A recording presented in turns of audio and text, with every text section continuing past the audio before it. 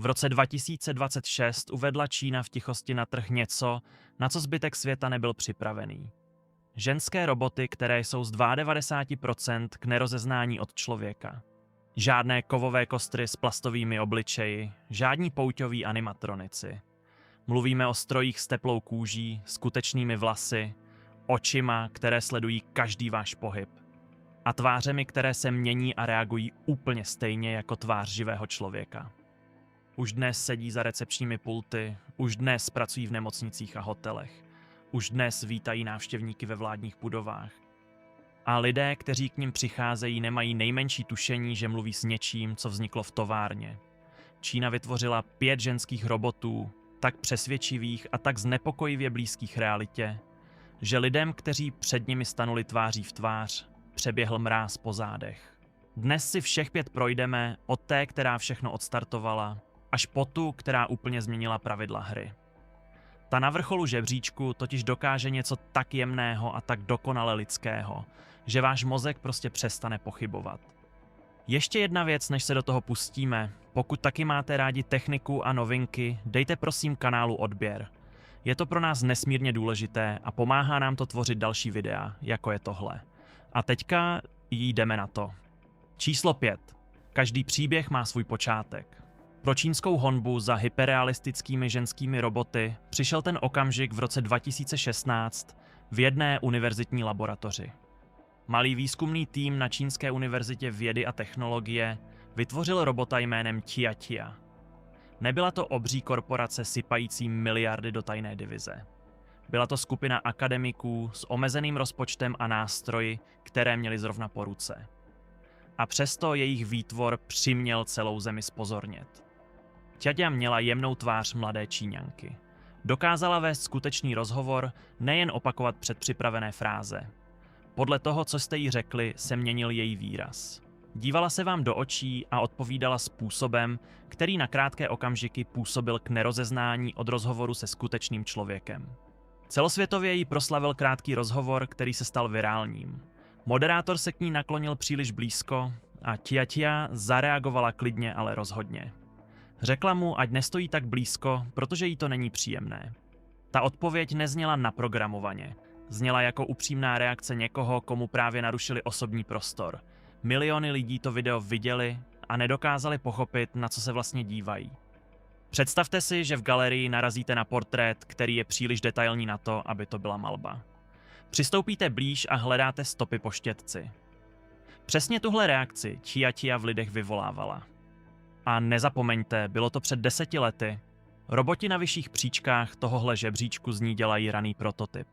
A přesně tím taky byla. Nikdy se nevyráběla sériově a žádný obchod ji neprodával. Existovala jako důkaz konceptu. Přeprodejci ji sice dnes nabízejí kolem $30,000, ale oficiálně se nikdy neprodávala. Její skutečná hodnota neměla s penězi nic společného. Zažehla jiskru. Inženýři a robotické firmy po celé Číně pochopili jednu zásadní věc. Když tohohle dosáhla malá akademická skupina s omezenými zdroji, strop je v nedohlednu. Tia položila otázku, jak blízko se stroj může přiblížit člověku. A čínský průmysl strávil dalších 10 let hledáním odpovědi. První velká odpověď ale nepřišla z univerzity. Přišla z továrny, která se rozhodla stavět lidi od nuly. Číslo 4. Když si představíte čínskou továrnu, nejspíš vidíte linky chrlící telefony nebo auta. Tahle továrna ve městě Dalian vyrábí něco úplně jiného. Firma se jmenuje X-Robots a jejím jediným posláním je vyrábět fyzicky nejpřesvědčivější humanoidní androidy na světě.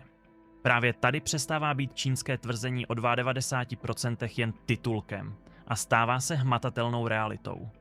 Firma provozuje výrobní halu i veřejný showroom, kam může kdokoliv přijít a postavit se pár centimetrů od jejich výtvorů.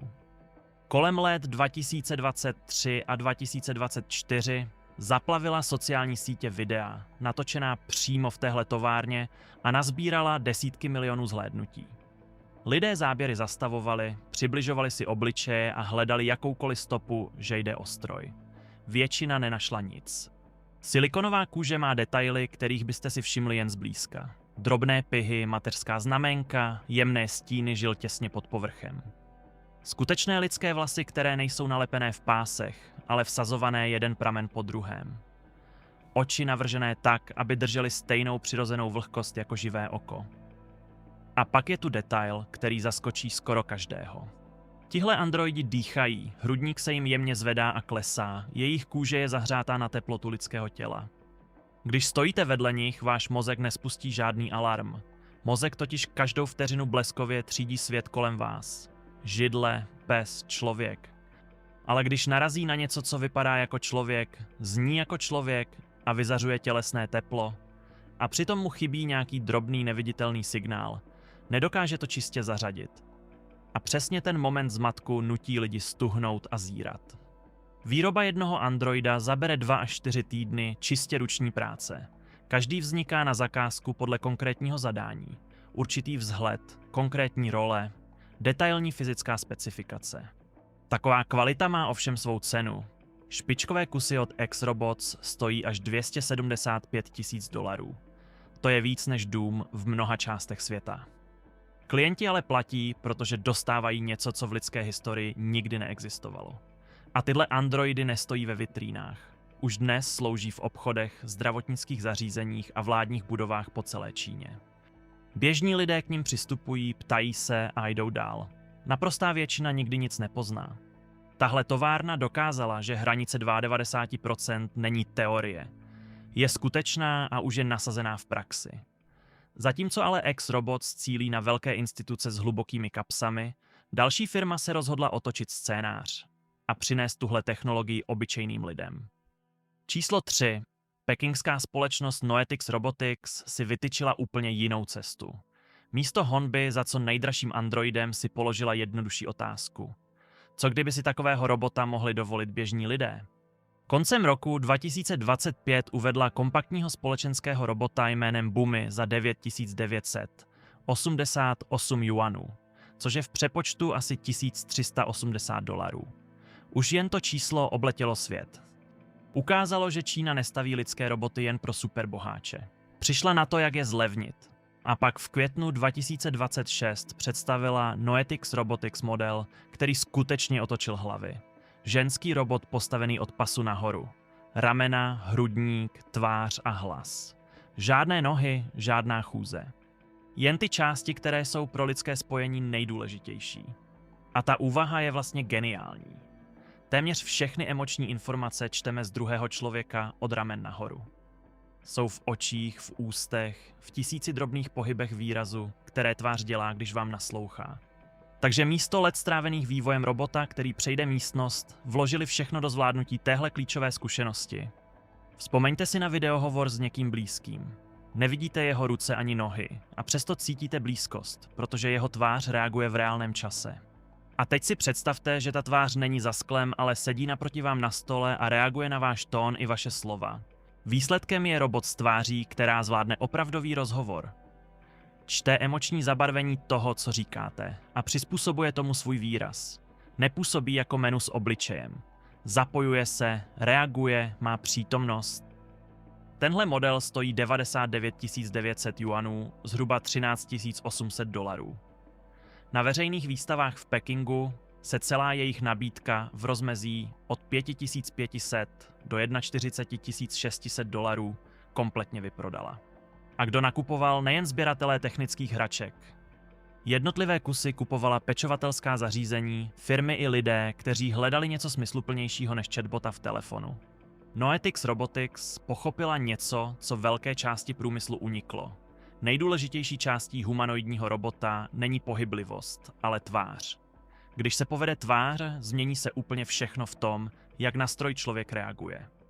A to, že do nich investují domovy pro seniory, přesně napovídá, kam tohle směřuje.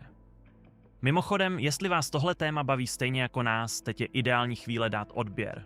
Pokud máte rádi techniku a novinky, je to pro nás nesmírně důležité a díky odběru vám neuteče žádné další video.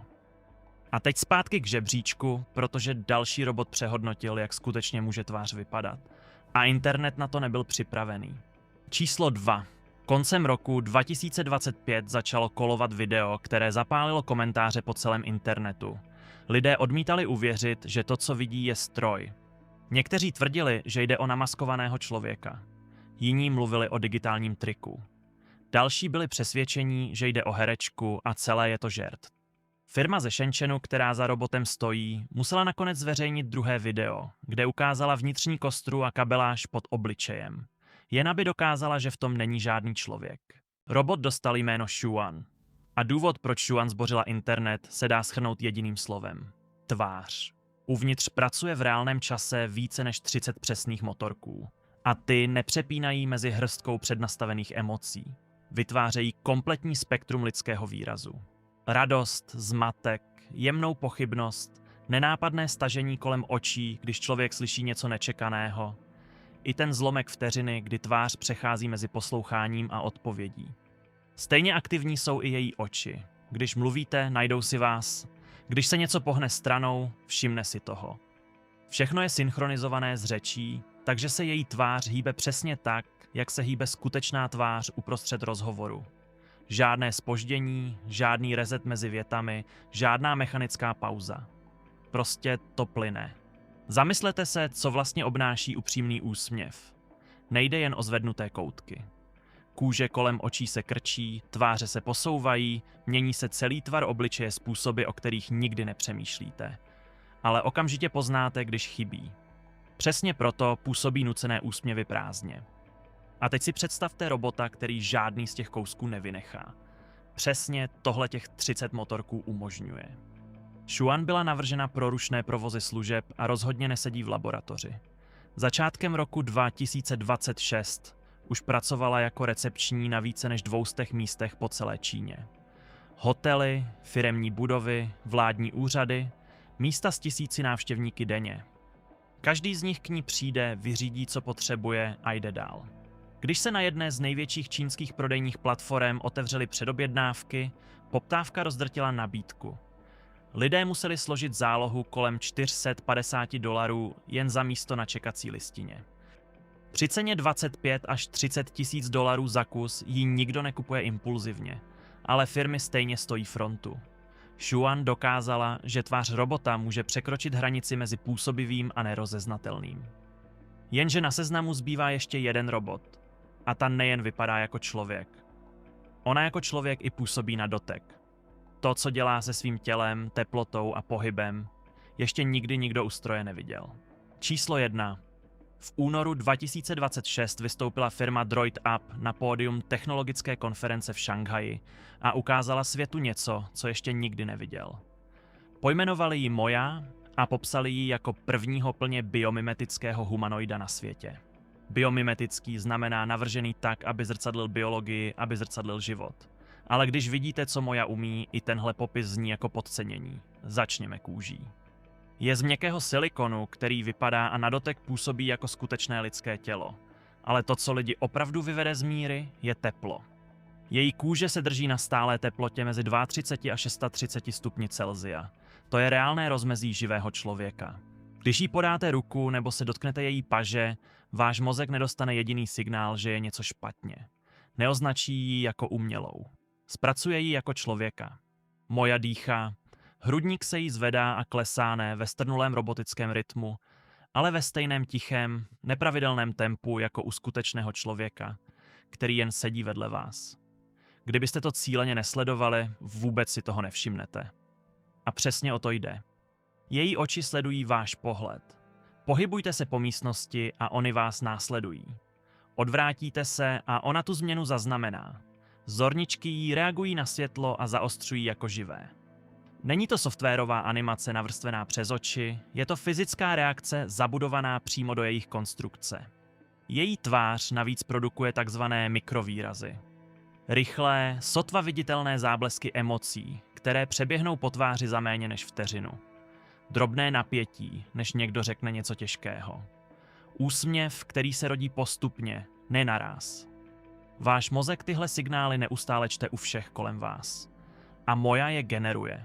Takže když s ní mluvíte, mozek nedostává obvyklá varování, že něco nesedí. Dostává stejné signály jako od živého člověka.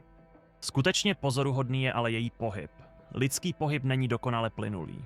Přenášíme váhu, zastavujeme se uprostřed gesta, neseme se s organickou nepravidelností, kterou žádný stroj nikdy nezachytil. Moja to všechno má naprogramované. Vzpomeňte si na postavu z animovaného filmu.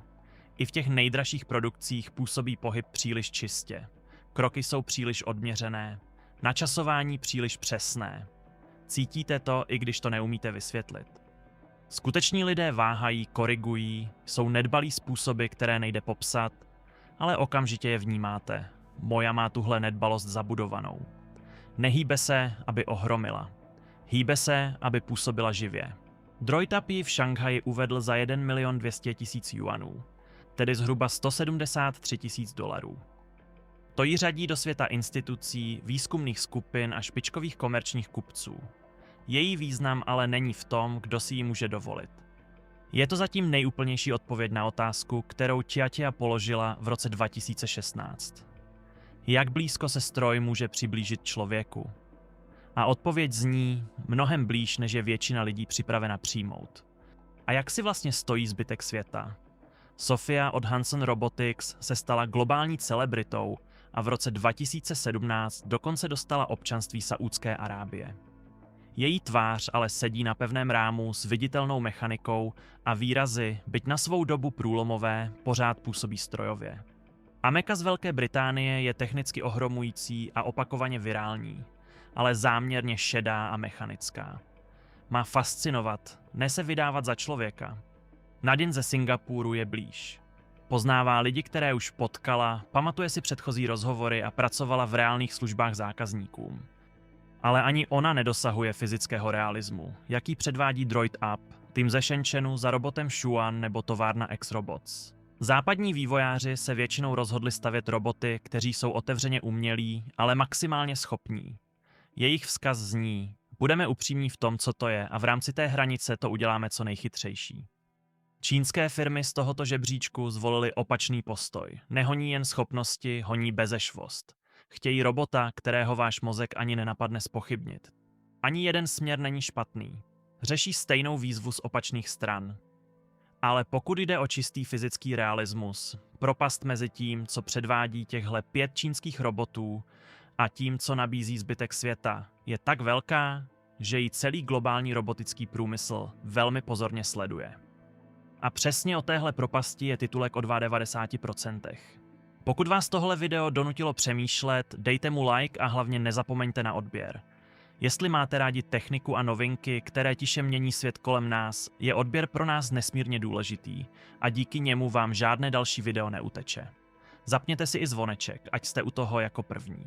A než odejdete, napište do komentářů, jestli si myslíte, že byste některého z těchto robotů poznali, kdybyste netušili, s čím mluvíte. Byli byste si opravdu jistí? Uvidíme se u dalšího videa.